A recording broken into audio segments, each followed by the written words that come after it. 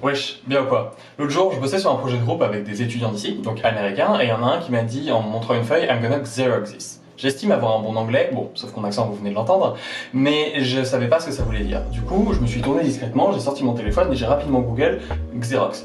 Là, je suis tombé sur une page Wikipédia d'une entreprise de photocopieurs et d'imprimantes. Je me suis dit, ok, ça doit être comme scotcher ou klaxonner, le nom d'une entreprise qui est devenue le verbe pour faire l'action. Du coup, il photocopie son truc, pas de problème, mais la fiche Wikipédia, elle reste ouverte sur mon téléphone. Et moi, la nuit, quand j'arrive pas à dormir, je lis des fiches Wikipédia. Chacun son hobby, me jugez pas, c'est en partie grâce à ça qu'est née cette chaîne, mais la nuit d'après, je me suis retrouvé à lire la fiche Wikipédia de Xerox, j'ai trouvé ça super intéressant et j'ai divergé sur plein d'autres sources d'informations, j'ai trouvé plein de trucs, c'est donc le sujet de la vidéo d'aujourd'hui. En 1949, une petite entreprise de fabrication d'équipements photo change de nom pour devenir Xerox, en référence à la xérographie, la technologie qu'ils décident d'utiliser. Mais Jamy, qu'est-ce que c'est que la xérographie ?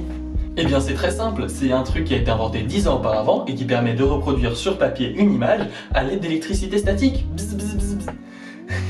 Je suis désolé, j'ai pas de maquette, mais en gros, c'est ce qu'on appelle aujourd'hui la photocopie. Xerox, ils ont sorti l'opportunité alors que tout le monde a ignoré la technologie pendant 10 ans. Ils ont déposé un brevet dessus pour 20 ans et durant ces 20 années, ils ont maxi prospéré. Ils avaient un quasi-monopole sur une technologie que tout le monde utilisait. Donc à cette époque, si tu veux, ils brassent au max, comme dit le penseur. Brasse au max! Ça brasse au max! Sauf qu'en 1969, leur brevet expire et d'autres entreprises peuvent s'introduire sur le marché et briser leur monopole. Ces entreprises, c'est Fujifilm, Canon, IBM par exemple. À ce moment-là, Xerox, c'est une entreprise qui a énormément d'argent. On parle de 85% de part de marché dans un marché colossal. Sauf que c'est une entreprise qui voit son monopole potentiellement menacé. Donc, elle va chercher à investir son argent dans de la recherche et développement afin de continuer à innover pour continuer à garder leur avantage qu'ils ont sur leur concurrence. Donc, ils vont créer un centre de recherche à Palo Alto, au cœur de la Silicon Valley, le Palo Alto Research Center, le PARC. Dans ce centre, ils ont investi des millions de dollars chaque année afin de financer la recherche d'une équipe composée de certains des meilleurs ingénieurs informaticiens du monde. C'est un peu les Avengers du code qu'ils ont à ce moment-là, tu vois. Et cette équipe de fous furieux, ils ont clairement pas chômé. Ils ont basé une grande partie de leurs travaux sur ceux de l'inventeur de génie Douglas Engelbart, à qui il faudrait que je dédie une vidéo entière. Ils ont sorti des innovations du PARC telles que la souris, le réseau Ethernet, la tablette, l'impression laser, des langages de programmation qu'on voit partout aujourd'hui. Et ce qui nous intéresse dans cette vidéo surtout, c'est l'interface graphique des ordinateurs. Ça vous dit peut-être rien, mais c'est une des plus grandes avancées de l'histoire de l'informatique. C'est ce qui a fait qu'on a pu passer d'ordinateurs comme ça, qui n'affichaient que des lignes de code et pour lesquelles il fallait une formation afin de les utiliser, à ça. Enfin, pas directement à ça, puisque la première interface graphique créée par le PARC ressemblait plutôt à ça.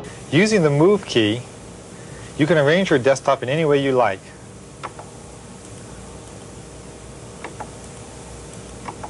Move is the most powerful command in the system. Ok, on est loin de ce qu'on connaît actuellement, mais c'est déjà un bond en avant de géant. Pour la première fois, les programmes d'un ordinateur sont organisés selon des icônes rangées sur un bureau virtuel. Vous l'aurez donc compris, on a affaire à des cracks. Ils ont inventé certaines des choses les plus influentes de la deuxième moitié du XXe siècle. Donc forcément, Xerox a eu un succès de fou après ça, non?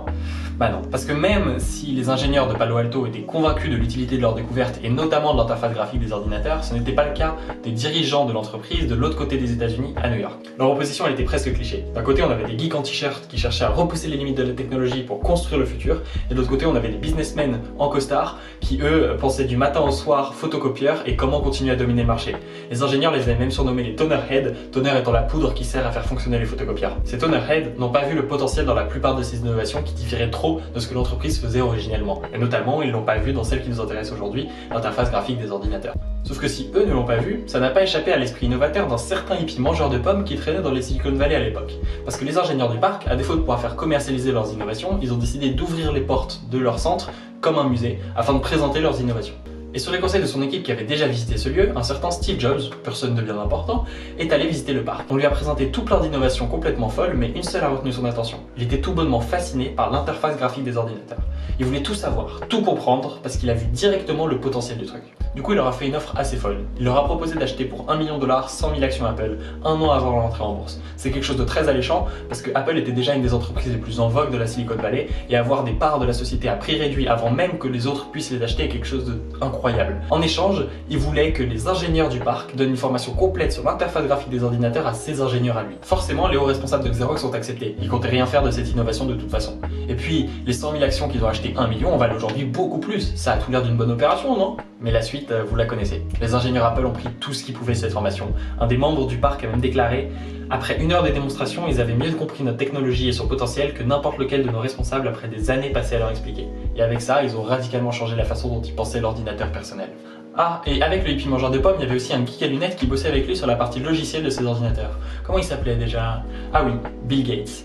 et lui aussi a rapidement vu le potentiel du truc en voyant le travail des ingés Apple. Résultat, en 83, Microsoft et Bill Gates présentent le premier OS doté d'une interface graphique Windows, et en 84, Steve Jobs et Apple présentent le premier Macintosh, lui aussi doté de cette interface. Ces produits et les entreprises les produisant ont eu le succès qu'on connaît tous. Une grande partie des gens qui regardent cette vidéo le font grâce à un de leurs produits, et les ordinateurs dotés d'une interface graphique sont tellement la seule expérience qu'on a avec les ordinateurs qu'on pourrait même oublier qu'un jour ils ont existé sans en avoir une. Cette histoire elle est assez folle, tant elle montre que la vision est le facteur déterminant d'une entreprise.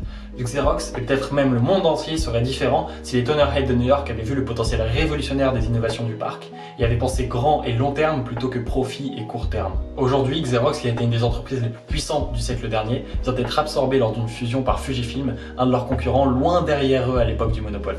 Steve Jobs lui-même a à plusieurs reprises donné son analyse de l'histoire de Xerox, et je vais vous traduire une citation de lui qui, à mon goût, résume bien la situation globale. En gros, les responsables de Xerox étaient des obsédés des photocopieuses qui n'avaient aucune idée de ce que pouvait faire un ordinateur. Alors, ils ont obtenu une défaite de la plus grande victoire dans l'histoire de l'industrie de l'informatique. Xerox aurait pu posséder l'entièreté de cette industrie aujourd'hui. Ils auraient pu être une entreprise 10 fois plus grande. Ils auraient pu être le IBM ou le Microsoft des années 90. Il n'a pas dit Apple parce que Apple c'était lui, mais au fond, ils auraient aussi pu être Apple. Voilà, c'est tout pour cette vidéo, j'espère qu'elle vous aura plu. Merci beaucoup pour vos retours sur la vidéo d'avant. Ça m'a encore plus motivé à bosser celle-ci encore plus, et du coup, j'espère que ça vous aura intéressé, que vous aurez découvert des trucs encore une fois. N'hésitez pas à vous abonner si vous voulez voir ce que je fais dans le futur, à mettre vos retours en commentaire, ça c'est vachement bien. Et merci mille fois à ceux qui ont partagé la vidéo d'avant. Il y a beaucoup plus de personnes qui l'ont vu que ce à quoi je m'attendais, donc ça c'est grâce à vous, vraiment. Donc merci. Si vous pensez que ça peut encore intéresser d'autres gens, n'hésitez pas à la partager encore, c'est ce qui m'aide le plus, vous imaginez même pas. Et dans la description, je mets mes sources cette fois-ci, j'avais oublié de le faire la dernière fois. Si vous voulez aller plus loin, il y a des articles super, il y a même un article du New York Times de 1973, c'est un truc de ouf.